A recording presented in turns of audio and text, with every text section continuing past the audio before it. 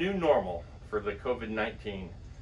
And we're going to talk specifically about public restrooms and restrooms in businesses where other people share it. So there's a few things you have to do when you first get in.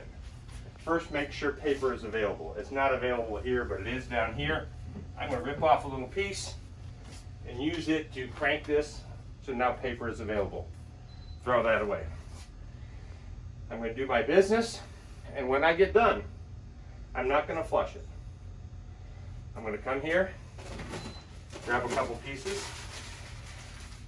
make sure if I had a little dribble, it's all cleaned up. Throw that away. Now it's time to wash your hands. Turn on the water, get a little soap, soap up, and you're going to wash for 20 seconds. And you're going to get in between your fingers, around the back of your hands, your fingernails, and do a really thorough job of washing those hands. The soap will break down the outer layer of the coronavirus, and the virus will die very, very quickly. You've pretty much killed the virus that's on your hands, if there is any. Now when I get done, the instinct is to turn off the water, but we're not going to do that.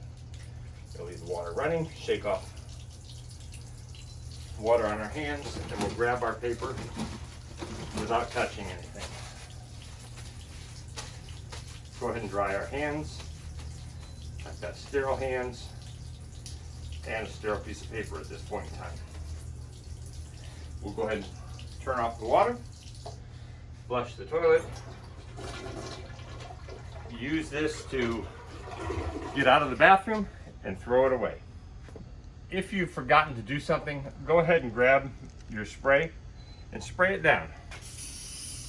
Don't wipe it off. Leave the spray on there so it can do its job.